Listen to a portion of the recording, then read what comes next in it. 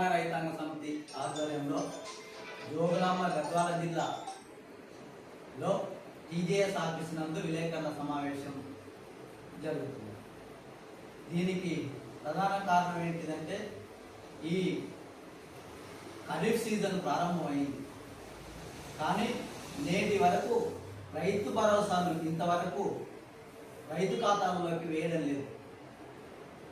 గత 2023 కాంగ్రెస్ ప్రభుత్వం ఏం చెప్పిందంటే మేము రైతు భరోసాను 5,000 నుంచి 7,500 పెంచుతామని చెప్పింది.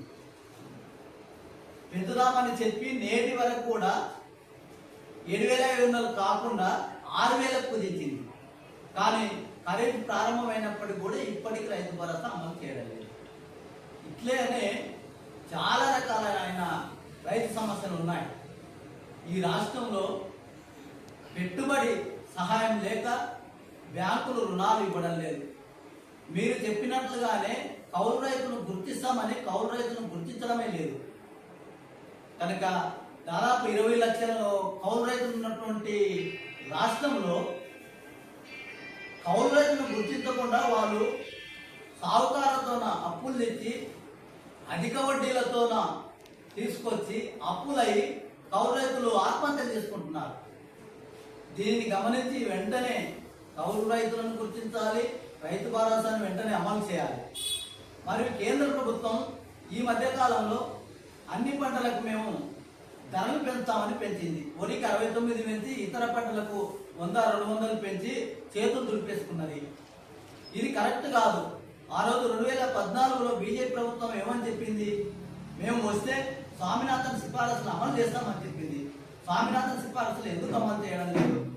అదే రకంగా ఆయిల్ ఫామ్ ను ఈ దేశంలో విరివిగా పంటలు వేస్తున్నారు. మేము ఫుల్ సబ్సిడీతో రైతులకు ఇస్తున్నామని చెప్పి నేడు ఇతర దేశాలు ఉన్నటువంటి ఆ ఆయిల్ ను తీసుకొచ్చి ఇక్కడ అమ్మే విధంగా మీరు పన్నును తక్కువ చేసి అమ్ముకోండి అని చెప్తున్నారు. ఇక్కడ ఉన్నటువంటి ఆయిల్ ఫామ్ రైతులు ఏం కావాలి?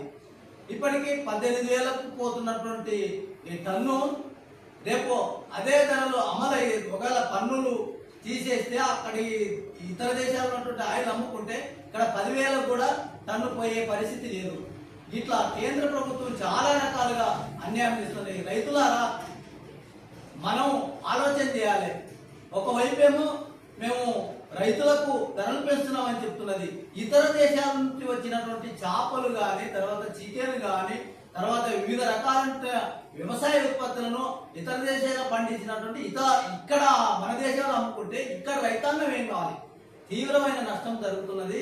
కాబట్టి ఈ నష్టాన్ని మీరు పూడ్చకపోతే, ఈ ఇతర దేశాల వస్తువులను వెంటనే బంద్ చేయకపోతే ఇక్కడ ఉన్నటువంటి రైతాంగం ఆందోళనతో మీకు ఆందోళన చేసి మీకు బుద్ధి చెప్పవలసి వస్తుందని తెలియజేస్తున్నాం.